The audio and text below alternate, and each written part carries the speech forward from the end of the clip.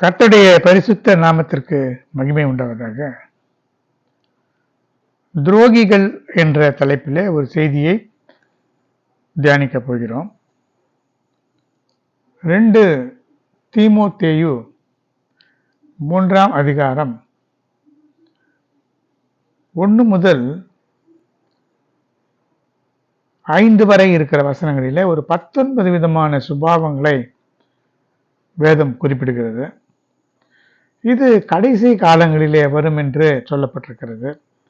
அதிலே ஒன்றுதான் துரோகிகளாயும் துணிகரமுள்ளவர்களாயும் இருமாப்புள்ளவர்களாயும் தேவ பிரியராயிராமல் சுகபோக பிரியராயும் என்று இப்படியே சொல்லப்பட்டு வருகின்ற இந்த செய்திகளில துரோகிகள் என்ற தலைப்பிலே தியானிக்கப் போகிறோம். இந்த செய்தியை நம்முடைய தேவனாகிய கர்த்தருடைய கிருபையுள்ள கரங்களிலே கொடுத்து ஜெபிக்கலாம். அன்பின் தெய்வமே, கர்த்தாவே, நன்றியோடு உம்மை ஸ்தோத்திரிக்கிறேன். கடைசி நாட்களிலே பொல்லாத காலங்கள் வரும் என்று நாங்கள் அறிந்திருக்கிறோம். இதில் எத்தனையோ விதமான சுபாவங்கள் இந்த உலகத்தில் பிசாசினாலே மனிதர்களாகி எங்களுக்குள்ளே வந்து எங்களை தீட்டுப்படுத்தி கொண்டிருந்த போதிலும் பரிசுத்த ஆவியானவர் இப்படி வெள்ளம் போல சத்துரு வரும்போது பரிசுத்த ஆவியானவர் அவனுக்கு விரோதமாக கொடியேற்றுகின்ற காலம் வந்திருக்கிறது. இந்த துரோகிகள் என்ற தலைப்பிலே நீர் சொல்ல வேண்டிய செய்திகளை எங்களுக்கு சொல்லித்தாரும் ஆண்டவரே. நாங்கள் உமக்கு துரோகிகளாக இல்லாதபடி உமக்கு பிரியமுள்ள பிள்ளைகளாக நற்சாட்சியை பெற்றவர்களாக வாழ எங்களுக்கு உதவி செய்யும். நல்ல சாட்சிகளாக நிலைநிறுத்தும். இயேசுவின் இன்ப நாமத்தில் வேண்டுகிற ஜீவனுள்ள நல்ல பிதாவே, ஆமென். கர்த்தருடைய பரிசுத்த நாமத்திற்கு மகிமை உண்டாவதாக. இந்த துரோகிகள் என்று சொன்னால் என்ன என்று பார்க்கும்போது எந்தெந்த விதமான காரியங்கள் துரோகம் என்று சொல்லப்பட்டிருக்கிறது. இந்த துரோகம் தேவன் தான் சொல்லியிருக்கிறார். நம்மை துரோகிகள், துரோகம் செய்தீர்கள் என்று சொல்லியிருக்கிறார். அது எந்தெந்த வகையில் இந்த துரோகம் என்று பார்க்கும்பொழுது, ஒன்று, தேவனோடு கூட நாம் செய்த உடன்படிக்கை மீறி நாம் அவருக்கு விரோதமாக செய்கிறதான பாவங்கள், அது ஒரு துரோகம். அடுத்து முக்கியமான ஒரு துரோகம், நாம் தேவனை மாத்திரம் நேசிக்கவும் அவரை வணங்கவும் அழைக்கப்பட்ட ஜனங்கள், ஆனால் அவரை விட்டுவிட்டு அவரை காட்டிலும் அதிகமாக நேசிக்கிற எதையுமே ஒரு விக்கிரகமாக, ஒரு விக்கிரக வழிபாடாகத்தான் தேவன் கூறுகிறார். இது ஒரு மிகப்பெரிய ஒரு துரோகம். அடுத்ததான துரோகம் என்று சொன்னால் நித்திய விவாகத்திற்கு செய்ததான துரோகம். தேவன் சொல்லியிருக்கிறார், நித்திய விவாகத்துக்கென்று என்னை நியமித்துக் கொள்வேன் என்று.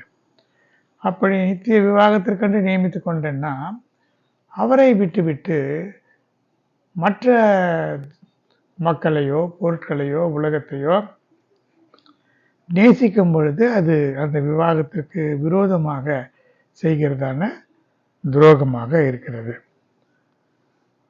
அடுத்து இந்த உலகத்தையும், இந்த உலகத்தின் ஆசாபாசங்களையும், உலகத்தினுடைய பொருட்களையும், அப்படி உலகத்தை நாம் நேசிக்கும் பொழுது அதுவும் உலக சிநேகம் தேவனுக்கு விரோதமான பகை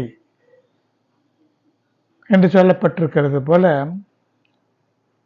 இது 4 பிரிவாக இந்த துரோகத்தை பற்றி நாம் தியானிக்கலாம். முதலாவதாக, என்ன துரோகத்தை நாம் செய்திருக்கிறோம் என்று தேவன் சொல்லுகிறார் என்று பார்க்கும் பொழுது, ஓசியா 6ஆம் அதிகாரம் 7ஆம் வசனத்திலே சொல்லப்பட்டிருக்கிறது, அவர்களும் ஆதாமை போல் உடன்படிக்கையை மீறி அங்கே எனக்கு விரோதமாய் துரோகம் பண்ணினார்கள். தேவனோடு கூட செய்ததான உடன்படிக்கைக்கு செய்ததான முதல் துரோகம் இதுதான். அது நமக்கு எல்லாம் தெரியும். தேவனாகிய கர்த்தர் மனுஷனை ஏதேன் தோட்டத்திலே அழைத்து கொண்டு வந்து அதை பண்படுத்தவும் காக்கவும் வைத்தார் என்று சொல்லப்பட்டிருக்கிறது. அப்படி அவர் ஏதேன் தோட்டத்திலே ஆதாமை அழைத்து கொண்டு வந்தார். ஏதேன் என்பது அது ஒரு பகுதி. அந்த ஏதேனிலே இந்த தோட்டம் என்பது ஒரு பகுதி. அது ஏதேன் இருக்கிற தோட்டம். இதிலே நாம் தெரிந்து கொள்ள வேண்டிய ஒரு செய்தி என்னவென்று சொன்னால், ஏதேன் தோட்டத்தில் அழைத்து கொண்டு வந்து அதை பண்படுத்தவும் காக்கவும் வைத்தார் என்று சொன்னால், அந்த ஏதேன் தோட்டத்திற்கு வெளியே இருக்கிற இடத்துல தான் ஆதாம் சிருஷ்டிக்கப்பட்டிருக்க வேண்டும். சிருஷ்டிக்கப்பட்ட பிறகுதான் அங்கே அழைத்து கொண்டு வந்தார் என்று சொல்லப்படுகிறது. அதற்கு பிறகு அந்த தோட்டத்தில் இருந்து அவன் எடுக்கப்பட்ட நிலத்தை பண்படுத்தவும் காக்கவும் வைத்தார் என்று சொன்னால், அந்த தோட்டத்தை விட்டு அவனை வெளியே அனுப்பிவிட்டார். அவன் எங்கே உருவாக்கப்பட்டானோ அந்த இடத்திற்கு மீண்டும் போய்விட்டான். இது ஒரு சிறிய செய்தியாக இருக்கிறது. இப்பொழுது அவன் வேலை என்ன? அதை பண்படுத்த வேண்டும், காக்கவும் வேண்டும். ஆனால் அவன் பண்படுத்தினானா என்பது தெரியவில்லை. அந்த ஏதேன் தோட்டத்தை அவன் காக்கவில்லை. அவன் அந்த ஏதேன் தோட்டத்தை காத்திருந்தால் அந்த ஸ்திரீயானவள் பிசாசனுடைய சத்தத்துக்கு செவி கொடுத்து அந்த கனியை பார்த்து புசித்து இவனுக்கு கொடுத்திருக்க மாட்டார். இருக்கிறதே உலகத்திலே அவங்க 2 பேர் தான் இருந்தார்கள். மனைவியை காத்து கொள்ள வேண்டும், தோட்டத்தை காக்க வேண்டும்.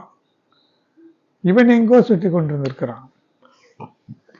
அதற்கு பிறகு அவன் தன்னுடைய மனைவியை தேடி வரும்பொழுது அதற்குள்ளாக பிசாசு சர்ப்பம் அவளை வஞ்சித்து விட்டது. வஞ்சித்து விட்ட பிறகு அவளும் புசித்தாள், அவனுக்கும் கொடுத்தாள்.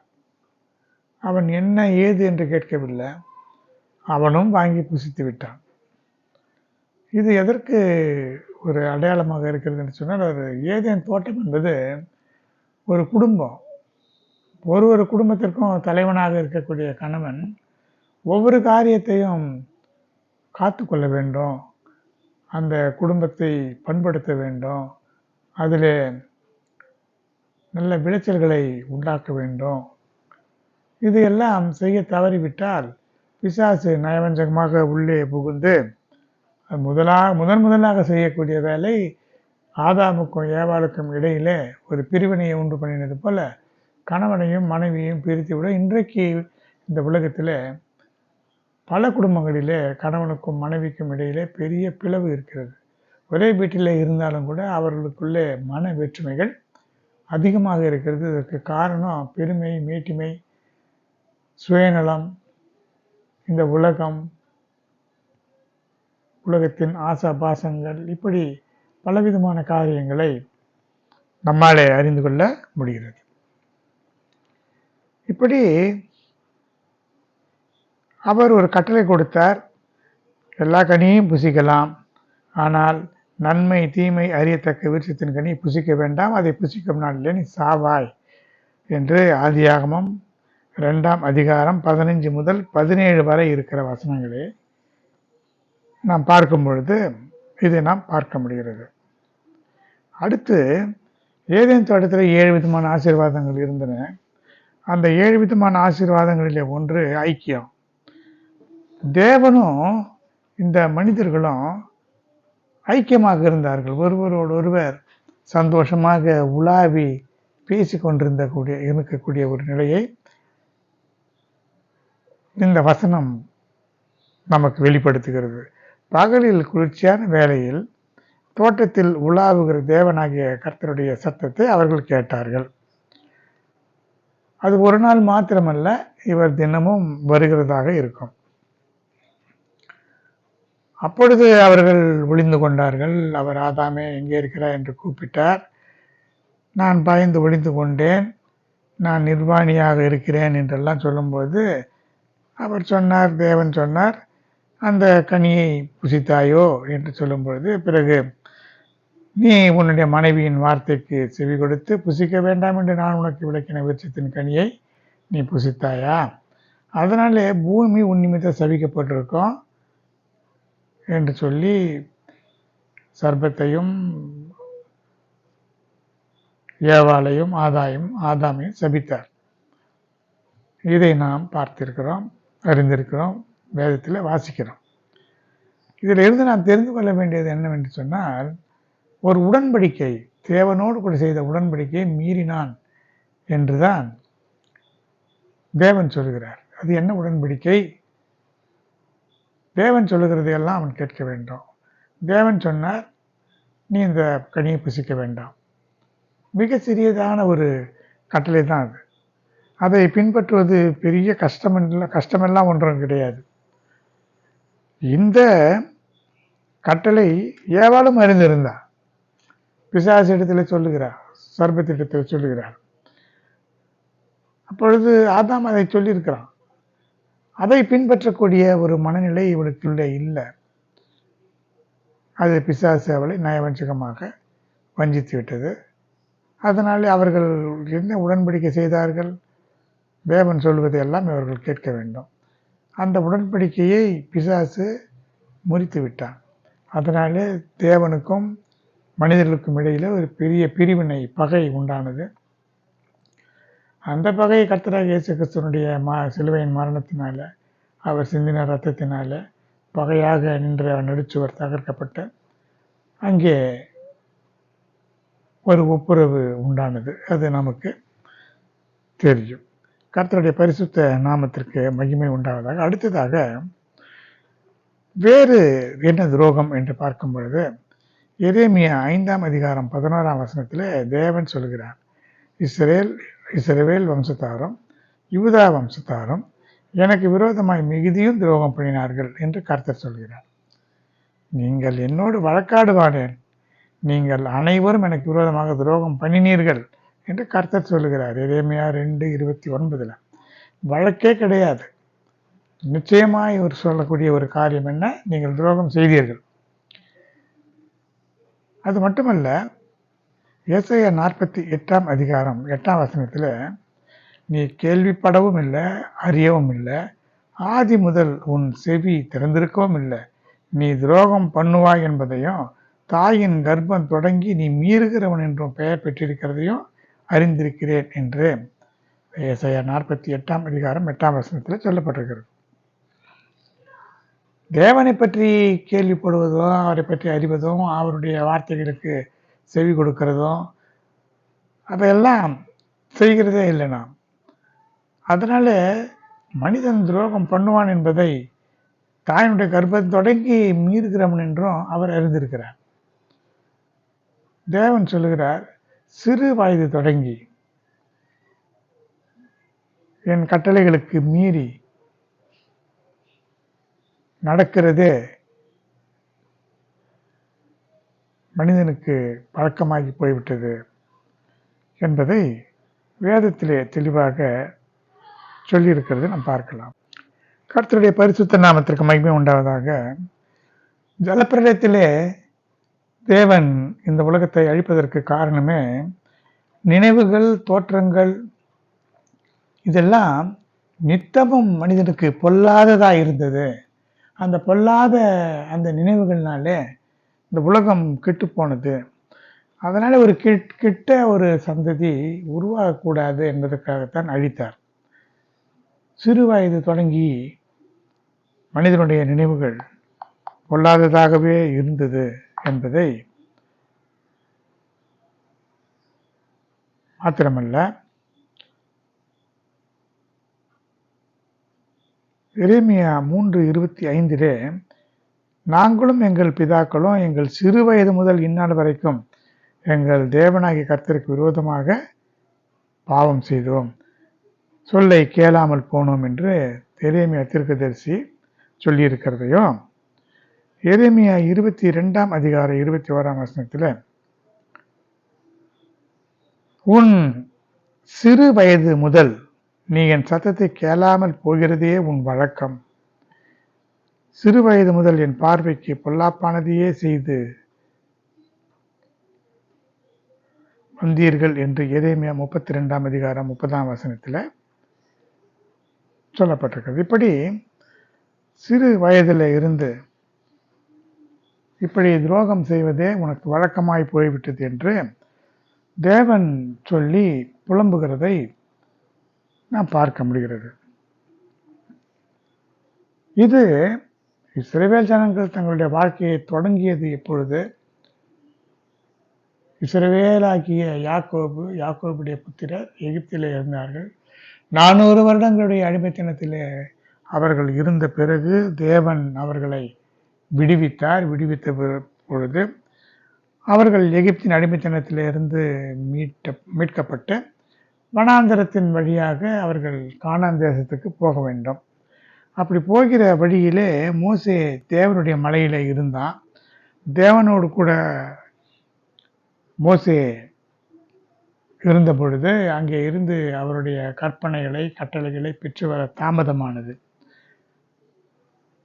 அப்படி தாமதமான பிறகு பொழுது அவர்கள் என்ன சொன்னார்கள்? எங்களை அழைத்து கொண்டு வந்த அந்த மோசேக்கு என்ன நடந்ததோ சம்பவித்ததோ அறியோம். எங்களுக்கு முன் செல்லும் தெய்வங்களை உண்டு பண்ணும் என்று சொல்லி ஜனங்கள் ஆரோனிடத்தில் கேட்டார்கள். அப்பொழுது அவர்கள் கையில் இருந்த பொன்னை வாங்கி சிற்பக்கருவியிலே கருப்பிடித்து ஒரு கன்று குட்டியை வார்ப்பித்தான். வார்ப்பித்தது மாத்திரமல்ல, உங்களை அழைத்து கொண்டு வந்த தெய்வங்கள் இவைகளே என்றும் அந்த ஜனங்கள் சொல்லும்படியாக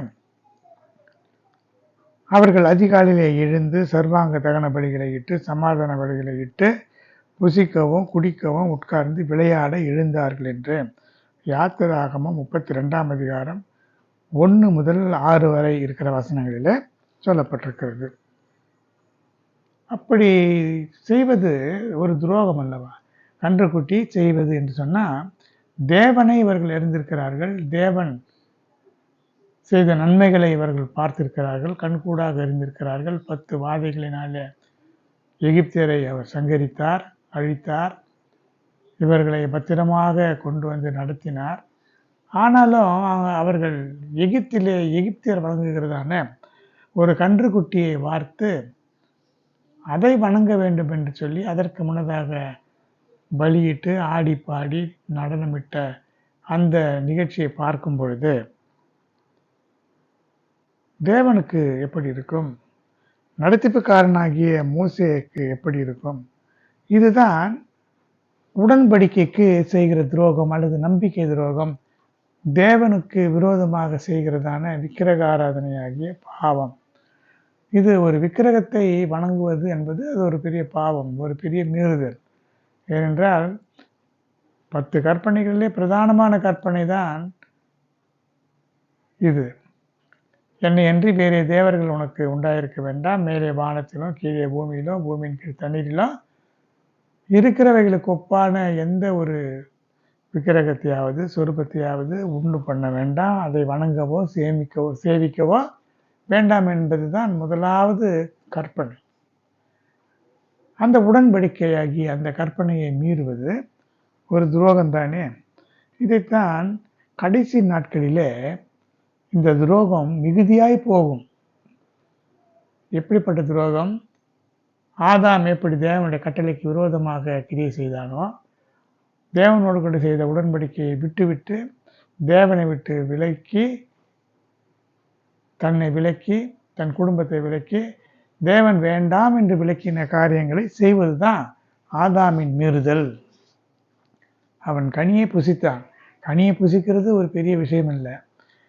அதற்கு காரணம் என்னவென்று சொன்னால், நன்மை தீமை அறியாமல் மனிதன் இருக்க வேண்டும், ஒரு குழந்தையை போல இருக்க வேண்டும். அவனுடைய ஆயுசு நாட்கள் 1000 வருடங்கள் இருந்ததுனால இப்பொழுது இருக்கிறது போல 70, 80, 100 அல்ல. இப்பொழுது அறிவு பெருகி போயிற்று. அப்பொழுது இருந்த ஜனங்கள் ஒரு குழந்தைகளைப் போல சரீரம் முழு வளர்ச்சி அடைந்திருந்தாலும் அவருடைய அறிவானது தேவனையே சார்ந்து தேவனோடு கூட வாழக்கூடிய ஒரு சின்ன குழந்தைகளைப் போல அப்பொழுது அவர்கள் இருந்திருக்கக்கூடும். ஆனால் நன்மை தீமை இன்னதென்று அறியாத ஒரு நிலைமையை மாற்றி பிசாசு வஞ்சனை செய்தான், வஞ்சித்து விடும்படியாக, ஜனங்கள் வஞ்சிக்கப்படும்படியாக நன்மை தீமை அறிந்து கொள்ளக்கூடிய ஒரு கனியை அவர்கள் புசித்ததினால அவருடைய கண்கள் திறக்கப்பட்டது.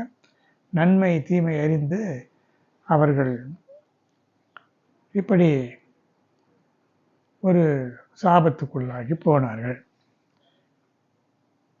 அடுத்தது இப்படி விக்கிரகங்களை ஆராதிக்கிறது, விக்கிரக ஆராதனை செய்வது, தேவனோடு செய்த உடன்படிக்கைக்கு விரோதமாக.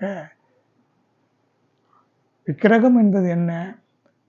தேவனை காட்டிலும் அதிகமாக எதை நேசிக்கிறோமோ அதெல்லாம் விக்கிரகம்தான். தகப்பனையோ தாயையோ மகனையோ மகளையோ மனைவியையோ பிள்ளைகளையோ என்னை காட்டிலும் அதிகமாக நேசிக்கிறவன் எனக்கு பாத்திரன் அல்ல. நேசிக்கக்கூடாது என்று தேவன் சொல்லவில்லை, என்னை காட்டிலும் அதிகமாக நேசிக்க வேண்டும். காரணம், தேவன் நம்மை அவ்வளவு நேசிக்கிறார். வானாதி வானங்களையும் சர்வத்தையும் படைத்த தேவன் நமக்கு மத்தியிலே, நம்முடைய உள்ளத்திலே அவர் வாசம் பண்ணுகிறார். கைகளாலே கட்டப்பட்ட பெரிய பெரிய தேவாலயங்களிலே அவர் வாசம் பண்ணுகிறது இல்லை. கைகளினாலே கட்டப்படாத பரிசுத்தமான உள்ளத்திலே, சரீரத்திலே தேவன் வாசம் பண்ணுகிறார் என்று சொன்னால் நாம் உண்மையிலேயே மிக பெரிய பாக்கியம் செய்த ஜனங்களாக இருக்கிறோம். இதை உணர்ந்து கொண்டால் நாம் நம்மை பரிசுத்தமாக காத்துக்கொள்வோம். ஏனென்றால் 1 கொரிந்தியர் 3ஆம் அதிகாரம், 1 கொரிந்தியர் 6ஆம் அதிகாரம், இதில் நீங்கள் பரிசுத்த ஆவியானவர் வாசம் பண்ணுகிற ஆலயம் என்று அறியீர்களா என்று சொல்லப்பட்டிருக்கிறது. நீங்களே தேவனுடைய ஆலயம், ஒருவன் தேவனுடைய ஆலயத்தை கெடுத்தால் தேவன் அவனை கெடுப்பார் என்று சொல்லப்பட்டிருக்கிறது. நாமே தேவனுடைய ஆலயமாக இருக்கிறதுனாலே நம்முடைய சரீரத்தை, சிந்தையை, எண்ணங்களை கரைப்படுத்தாதபடிக்கு நாம் நம்மை பாதுகாத்து கொள்ள வேண்டும். இது மிக முக்கியமான ஒரு காரியமாக இருக்கிறது. அடுத்து எசேக்கியேல் 20ஆம் அதிகாரம் 8ஆம் வசனத்தில் சொல்லப்பட்டிருக்கிறது, அவர்களோ என் சொல்லை கேட்க மனதில்லாமல் எனக்கு விரோதமாக இரண்டகம் பண்ணினார்கள். அவரவர் தங்கள் கண்களால் நோக்கிய அருவருப்புகளை தள்ளி போடாமலும் எகிப்தின் நரகலான விக்கிரகங்களை விடாமலும் இருந்தார்கள். ஆதலால் எகிப்து தேசத்தின் நடுவிலே என் கோபத்தை அவர்களிலே தீர்த்து கொள்ளும்படிக்கு என் உக்கிரகத்தை அவர்கள் மேல் ஊற்றுவேன் என்று சொல்லப்பட்டிருக்கிறது. எகிப்தினுடைய நரகலான விக்கிரகங்களை இவர்கள், இஸ்ரேல் ஜனங்கள் தங்கள் கண்களாலே பார்த்த அந்த நரகலான விக்கிரகங்களை இவர்கள் தங்கள் தெய்வங்களாக ஏற்றுக்கொண்டு வணங்கும் பொழுது தேவன் இஸ்ரேல் ஜனங்களையும் தண்டிக்கிறார். அப்படி இஸ்ரேல் ஜனங்கள் தண்டிக்கப்பட காரணமாக இருக்கக்கூடிய எகிப்தியரையும், எகிப்தின் தெய்வங்களையும், எகிப்தினுடைய இவர்கள் வணங்கின எல்லாவற்றையுமே அந்த 10 வாதைகளிலே தண்டித்தார். எதையெல்லாம் எகிப்தியர் வணங்கினார்கள்? நதியை வணங்கினார்கள், சூரியனை வணங்கினார்கள், வண்டுகளை, வெட்டுக்கிளிகளை, இப்படி தவளைகளை, இப்படி எதையெல்லாம் தெய்வங்களாக வணங்கினார்களோ அதையெல்லாம் தேவன் தண்டித்தார். காரணம், தன்னுடைய ஜனங்கள் கெட்டுப்போகவும் தன்னாலே அவர்கள் தண்டிக்கப்படவும் காரணமாக இருந்தவர்களையும் தேவன் தண்டிக்கிறார். இதுதான் தேவனுடைய ஒரு நியாய தீர்ப்பினுடைய ரகசியம். எப்படி என்றால், இஸ்ரவேல் ஜனங்கள் சீத்திமிலே தங்கியிருந்தார்கள். அப்பொழுது மோவாபிய பெண்களோடு இஸ்ரவேல் ஜனங்கள் கலந்து அவர்களோடு வேசித்தனம் பண்ணினார்கள். அந்த மோவாபியர்கள் என்ன செய்தார்கள்? பாகாலை சேவித்தார்கள், பாகாலுக்கு பலியிட்டார்கள், விருந்துண்ணும்படி அழைத்தார்கள். இஸ்ரவேல் ஜனங்கள் அந்த பெண்களோடு கூட சேர்ந்து அந்த பாகால்களை வணங்கி அவர்களோடு பலி விருந்தை அனுபவித்தார்கள், உண்டார்கள். இதனால் தேவன் என்ன செய்தார்? அவர்களை எல்லாம் சூரியனுக்கு கீழே தேவனுடைய சந்நிதியிலே தூக்கிலே போட்டு கொன்று போடும்படியாக தண்டனை கொடுத்தார்.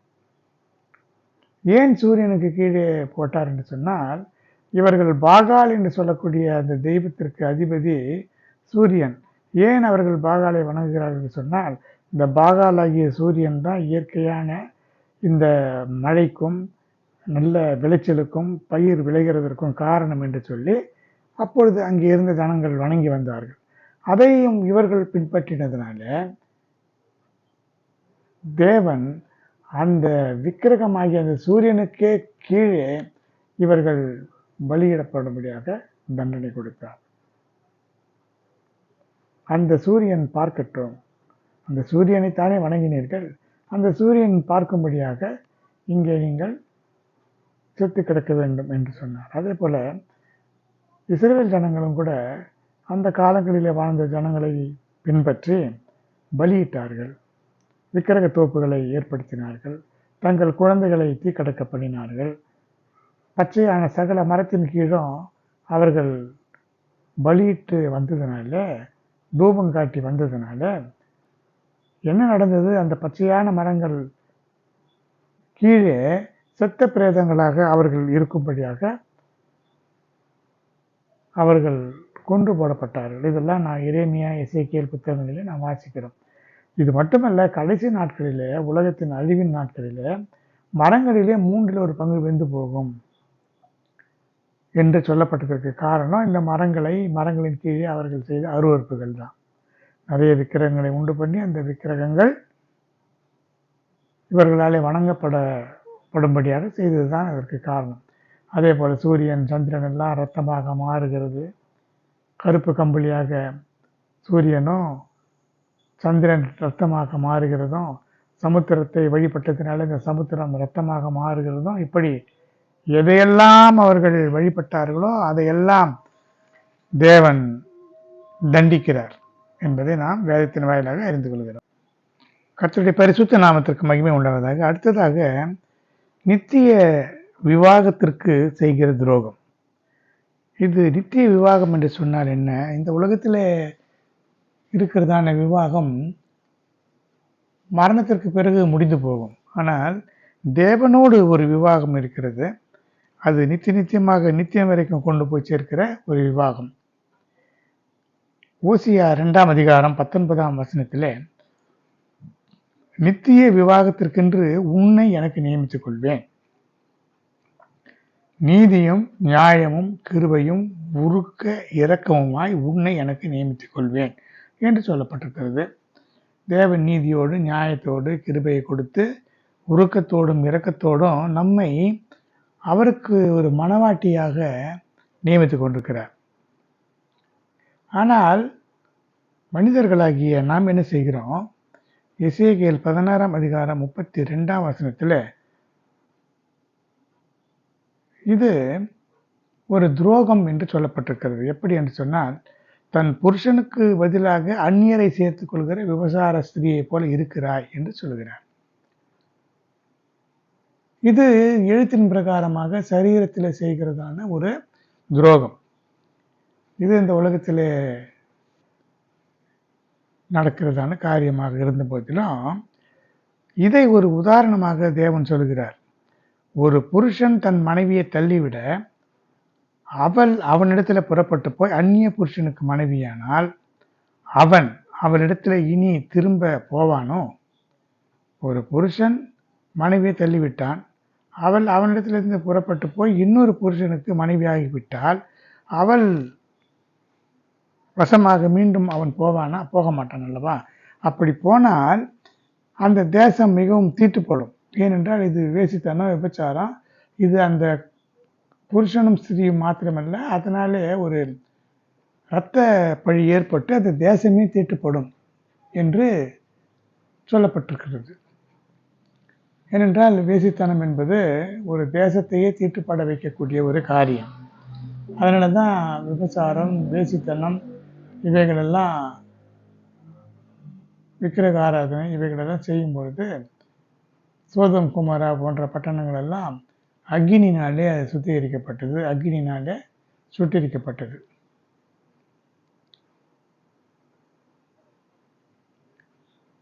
இப்படி இதை உதாரணமாக தேவன் சொல்லும்போது, ஒருவன் ஒரு ஸ்திரீயை விவாகம் பண்ணி கொண்ட பிறகு அவளிடத்தில் லட்சியான காரியத்தை கண்டு அவள் மேல் பிரியமற்றவனானால் அவன் தள்ளுதலின் சீட்டை எழுதி அவள் கையில் கொடுத்து அவளை தன் வீட்டிலிருந்து அனுப்பிவிடலாம். இது உபாகமம் 24ஆம் அதிகாரம் 1 முதல் இருக்கிற வசனங்களில் அந்த காலங்களிலே இருந்ததான இந்த ஒரு வழக்கத்தை சொல்லப்பட்டிருக்கிறது. அவள் அவனுடைய வீட்டை விட்டு போன பிறகு வேறொருவனுக்கு அப்பொழுது அவள் மனைவியாகி போகலாம். அப்பொழுது அந்த இரண்டாவது புருஷனும் அவளை வெறுத்து தள்ளுதல் சீட்டை எழுதி அவள் கையில் கொடுத்து அவளை தன் வீட்டிலிருந்து அனுப்பிவிட்டாலும், அவளை விவாகம் பண்ணின அந்த இரண்டாம் புருஷன் ஒருவேளை இறந்து விட்டாலும், அவள் தீட்டுப்பட்டபடியினாலே அவளை தள்ளிவிட்ட முதல் கணவன் திரும்பவும் அவளை மனைவியாக சேர்த்துக் கொள்ளக்கூடாது. அது கர்த்தருக்கு முன்பாக அருவருப்பானது. அது தேசத்தின் மேலே பாவம். இது எதற்காக சொல்கிறேன்னு சொன்னால், தேவனுக்கும் நமக்கும் இடையிலே இருக்கிறதான உறவு தெய்வீகமானது, புனிதமானது. ஆவிக்குரிய ஜீவியத்தில் ஒரு கணவன் மனைவி வாழுகிறதான ஒரு வாழ்க்கை. இப்படி இருக்கும்போது உலகத்திலே இருக்கிற ஒரு ஆணும் பெண்ணும் அவர்கள் பிரிந்து போன பிறகு, அந்த பெண் வேறு ஒருவனுக்கு மனைவியான பிறகு மீண்டும் முதல் கணவனிடத்தில் வந்து சேர்வது, அவள் சரீரத்தில் தீட்டுப்பட்டு விட்டபடினால முதல் கணவனும் தீட்டுப்படுவான். அது அருவருப்பு. அப்படி செய்யக்கூடாது. ஆனால் தேவன் என்ன சொல்கிறார், புருஷனாகிய என்னை விட்டுவிட்டு அந்நிய தேவர்களை நீங்கள் வணங்கி அருவருப்புகளை செய்து உங்களுடைய சரீரத்தை கெடுத்து, ஆத்மாவை கெடுத்து, ஆவியை கெடுத்து, நீங்கள் எத்தனையோ முறை எனக்கு விரோதமாக பாவம் செய்தீர்கள், திரும்பி வந்தீர்கள், பாவம் செய்தீர்கள், திரும்ப வந்தீர்கள். நீங்கள் எத்தனை முறை தவறு செய்தாலும், எத்தனை முறை பாவம் செய்தாலும் நான் உங்களை ஏற்றுக்கொள்கிறேன். எவ்வளவு அன்பான தேவன் பாருங்க. அதைத்தான் அவர் சொல்கிறார், நீ துரோகம் பண்ணினாய், அந்நிய புருஷரோடு சேர்ந்து நீ விக்கிரக ஆராதனைகளை செய்தாய், ஆனாலும் நீ வா என்று உன்னை அழைக்கிறேன் என்று சொல்கிறார். எரேமியா 3ஆம் அதிகாரம் 1ஆம் வசனத்திலிருந்து, நீயோவென்றால் அநேக நேசரோடு வேசித்தனம் பண்ணினாய், ஆகிலும் என்னிடத்திற்கு திரும்பி வா என்று கர்த்தர் சொல்கிறார். எரேமியா 3ஆம் அதிகாரம் 1ஆம் வசனத்தில் சொல்லப்பட்டிருக்கிறது. இப்படி நீ என்னை மறந்து என்னை உனக்கு புறம்பே தள்ளிவிட்டது நிமித்தம் நீ உன் முறைகேட்டையோ உன் வேசித்தனங்களையும் சுமப்பாய். ஒரு மனைவி தன் புருஷனுக்கு துரோகம் செய்கிறது போல இஸ்ரவேல் வம்சத்தாராகிய நீங்கள் எனக்கு துரோகம் செய்தது மெய் என்று சொல்கிறார். எரேமியா 3ஆம் அதிகாரம் 20ஆம் வசனத்தில், ஒரு புருஷனுக்கு துரோகம் செய்வது போல இஸ்ரவேல் வம்சத்தாராகிய நீங்கள் எனக்கு துரோகம் செய்தது உண்மைதான். திட்டவட்டமாக தேவன் அதை சொல்கிறார். அதில் எந்த விதமான சந்தேகமும் கிடையாது. ஆனால் 2 கொரிந்தியர் 11ஆம் அதிகாரம் 2ஆம் வசனத்தில், நான் உங்களை கற்புள்ள கன்னிகையாக கிறிஸ்து என்னும் ஒரே புருஷனுக்கு ஒப்பு கொடுக்க நியமித்தபடியால் உங்களுக்காக தேவ வைராக்கியம் கொண்டிருக்கிறேன். கற்புள்ள கன்னிகையாக சபை என்று இருக்கக்கூடிய இந்த சபையில் இருக்கிற நாமெல்லாம் தேவன் தலையாகிய கிறிஸ்து, சபைக்கு தலை கிறிஸ்து, நாமெல்லாம் சரீரத்தின் அவயவங்களாக இருக்கிறோம். அந்த சரீரமாகிய இந்த சபை என்று சொன்னால் நாமெல்லாம் ஒவ்வொருவரும் அவயவங்களாக இருக்கிறோம். தலையாகிய கிறிஸ்து உடைய அந்த சபையின் தலைவர் கிறிஸ்து, அவரோடு கூட ஒட்டப்படும்படியாக ஒரே சரீரமாக நாம் அழைக்கப்பட்டிருக்கிறோம். ஆனால் நாம் இன்னொரு இடத்துல போய் இன்னொரு தெய்வங்களை வணங்கி இன்னொரு அந்நிய புருஷராக இருக்கக்கூடிய தெய்வங்களை வணங்கும் பொழுது அந்த சரீரத்தில் நாம் எப்படி ஒட்ட வைக்க முடியாதல்லவா? இதைத்தான் தேவன் குறிப்பிடுகிறார். இப்படி இஸ்ரவேல் வம்சத்தார், யூதா வம்சத்தார் எனக்கு விரோதமாக மிகுதியும் துரோகம் பண்ணினார்கள் என்று சொல்லப்பட்டிருக்கிறது. அடுத்ததாக ஒரு விபசாரத்தை பற்றி சொல்லுகிறார். யாக்கோபு 4ஆம் அதிகாரம் 4ஆம் வசனத்தை பார்க்கும் பொழுது, விபசாரிகளே, உலக சிநேகம் தேவனுக்கு விரோதமான பகை என்று அறியீர்களா? ஆகையால் உலகத்துக்கு சிநேகிதனாய் இருக்க விரும்புகிறவன் தேவனுக்கு பகைஞனாகிறான். ஏனென்றால் இந்த உலகத்தையோ, உலகத்தில் இருக்கிற மனிதர்களையோ, பொருளையோ, பணத்தையோ நேசிக்க நாம் அழைக்கப்படவில்லை. தேவனாகிய கர்த்தரை மாத்திரமே நேசிக்க நாம் அழைக்கப்பட்டிருக்கிறோம். ராஜாவாகிய தாவீது சொல்லுகிறான், கர்த்தருடைய வழிகளை காத்து கொண்டு வந்தேன், நான் என் தேவனுக்கு துரோகம் பண்ணினதில்லை. 1 சாமுவேல் 22ஆம் அதிகாரம் 22ஆம் வசனத்தில் சொல்லப்பட்டிருக்கிறது. இப்படி அவன் ஒரு ராஜா, அவனுக்கு இல்லாதது இல்லை. ஆனாலும் அவன் தேவனுக்கு நான் துரோகம் பண்ணினதில்லை, நான் தேவனுடைய கட்டளைகள் எல்லாம் காத்து கொண்டு வந்தேன் என்று சொல்கிறான். தேவனுடைய கட்டளைகள் எல்லாம் காத்து கொண்டு வருகிறது தான் தேவனுக்கு துரோகம் பண்ணாத ஒரு காரியமாக இருக்கிறது.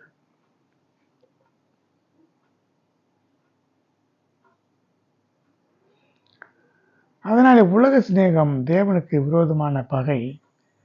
உலகத்துக்கு சிநேகிதனாக இருந்தால் தேவனுக்கு பகைஞனாக போய்விடுகிறான். ஏன் தெரியுமா? மாம்சத்தின் இச்சை, கண்களின் இச்சை, ஜீவனத்தின் பெருமை எல்லாம் உலகத்திலே உண்டானவைகள், பிதாவினாலே உண்டானவைகள் அல்ல, அவைகள் உலகத்திலே உண்டானவைகள் என்று 1 யோவான் 2:16 கூறுகிறது. ஆனால் இந்த உலகத்தில் இருக்கிறவைகள் எல்லாம் நிரந்தரமானவைகளா? இல்லை. வெளிப்படுத்தின விசேஷம் 20ஆம் அதிகாரம் 11ஆம் வசனத்தில் இதை தெளிவாக வசனம் கூறுகிறது. நான் பெரிய வெள்ளைச்சிங்காசனத்தையும் அதன் மேல் வீற்றிருக்கிறவர்களையும் கண்டேன். அவருடைய சமூகத்திலிருந்து பூமியும் வானமும் அகன்று போயின, அவைகளுக்கு இடம் காணப்படவில்லை. இப்படி அகன்று போகக்கூடிய, எரிந்து அழிந்து போகக்கூடிய பூமியையும் வானத்தையும் நாம் நேசிக்கும் பொழுது, பூமியையே, பூமியில் இருக்கிற செல்வத்தை, பூமியில் இருக்கிற மனிதர்களை, பூமியில் இருக்கிற சகலத்தையும் நேசித்து தேவனை பகைத்தால் அது துரோகம் தானே. இந்த கடைசி காலங்களில் துரோகம் மிகுதியாக வந்துவிட்டது. என்ன துரோகம்? உலகத்தை நேசிக்கிற அந்த துரோகம். தேவனை விட்டுவிட்டு உலகத்தையும், உலகத்தின் பொருட்களையும், உலகத்தின் மனிதர்களையும், உலகத்தின் ஆசாபாசங்கள், ஆடம்பரங்கள், லௌகீகம், இதைத்தான் ஜனங்கள் விரும்பி அதன் பின்னாலே ஓடிக்கொண்டிருக்கிறார்கள். கர்த்தர் வருகிறார், ஆயத்தப்படுங்கள் என்று சொன்னார். பேதுரு சொல்வது போல அது ஒரு நகைப்புக்குரிய இடமாக அவர்கள் பேசுகிறார்கள். அதுதான் பரியாசக்காரர் என்று அவர்கள் சொல்கிறார். எத்தனையோ வருஷங்களாக கர்த்தர் வருகிறார் வருகிறார் என்று தான் சொல்லிக் கொண்டிருக்கிறீர்கள். எல்லாம் அப்படித்தான் இருக்கிறது, என்ன நடந்து விட்டது என்று சொல்லிக் கொண்டிருக்கிறார்கள். இவர்கள் பரியாசக்காரர். அந்த பரியாசக்காரர் அக்னியும் கந்தகமும் இருக்கிற கடலில் பங்கடையும் போதுதான் அது அவர்களுக்கு தெரியும். கர்த்தருடைய பரிசுத்த நாமத்திற்கு மகிமை உண்டாவதாக. அடுத்ததாக பார்க்கும்பொழுது, எப்பொழுதெல்லாம் இஸ்ரேல் புத்திரர் கர்த்தருடைய பார்வைக்கு பொல்லாப்பானதை செய்தார்களோ அப்பொழுதெல்லாம் சத்துருக்களின் கையிலே ஒப்பு கொடுத்தார். நியாயாதிபதிகள் 6ஆம் அதிகாரம் 1, 2, 7, 16 ஆகிய வசனங்களை பார்க்கும்போது, இஸ்ரேல் புத்திரர் கர்த்தருடைய பார்வைக்கு பொல்லாப்பானதை செய்யும்போது மீதியானின் கையிலே ஒப்பு கொடுத்தார். அந்த மீதியானியர் இஸ்ரேல் ஜனங்களுக்கு ஓத்துருவமாக இருந்தார்கள். அப்பொழுது கர்த்தரை நோக்கி அவர்கள் முறையிட்ட போது ஒரு நியாயாதிபதியை எழுப்பினார். ஒரே மனிதனை அடிக்கிறது போல நீ மீதியானியரை முறிய அடிப்பாய் என்று அவனுக்கு சொல்லி அனுப்பினார் என்று இந்த வசனங்களிலே நாம் பார்க்கிறோம். அடுத்து ஒரு துரோகம் என்னவென்று சொன்னால், இஸ்ரேல் புத்திரர் சாபத்தீடானதில் துரோகம் பண்ணினார்கள். சாபத்தீடானவைகளை எடுத்துக்கொள்ளக்கூடாது என்பது, ஒரு யுத்தத்துக்கு போகும்போது சாபத்தீடானவைகள், அதாவது அந்த யுத்தத்திலே சிலதெல்லாம் கர்த்தருக்கு பரிசுத்தம் என்று சொன்னால் அது கர்த்தருக்கு பரிசுத்தம், கர்த்தருடைய சபைக்கு, ஆலயத்துக்கு. இல்லை என்று சொன்னால் மற்ற மனிதர்கள் எல்லாம் அதை கொள்ளை பொருளை பங்கு போட்டுக் கொள்வார்கள். ஆனால் கர்த்தர் இது சாபத்தீடான பொருள், இது வேண்டாம், இதெல்லாம் எரித்து போட வேண்டும், இது வேண்டாம் என்று சொல்லும்போது, ஆகான் என்பவன் பாபிலோனிய சால்வையும் பொன்னையும் வெள்ளியையும் எடுத்து ஒளித்து வைத்து கொண்டான்.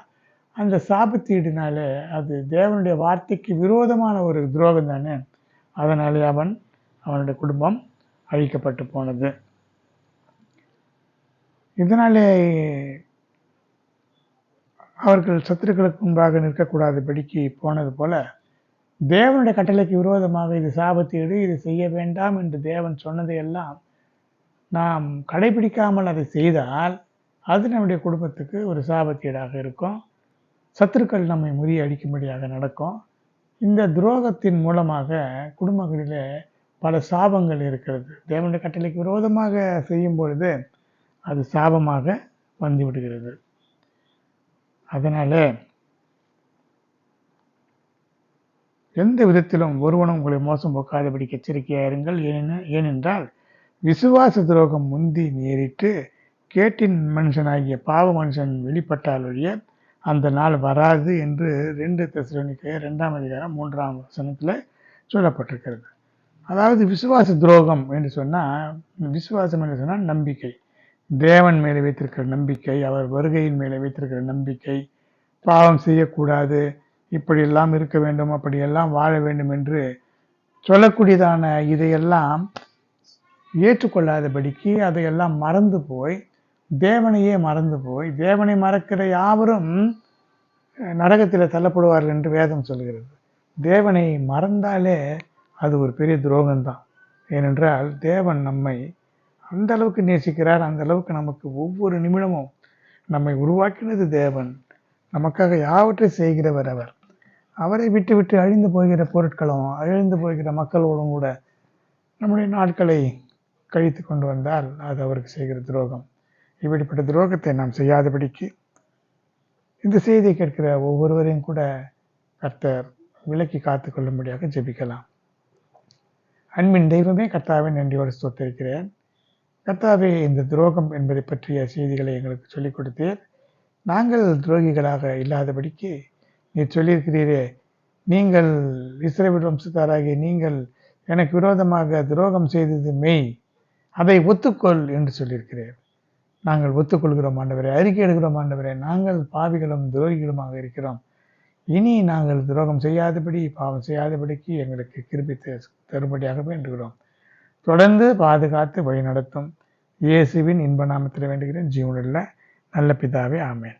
என் ஆத்துமாவே கர்த்தரை ஸ்தோத்திரி, முழு உள்ளமே பரிசுத்த நாமத்தை ஸ்தோத்திரி. என் ஆத்துமாவே கர்த்தரை ஸ்தோத்திரி, கர்த்தர் செய்த சகல உபகாரங்களை மறவாது. ஆமேன்.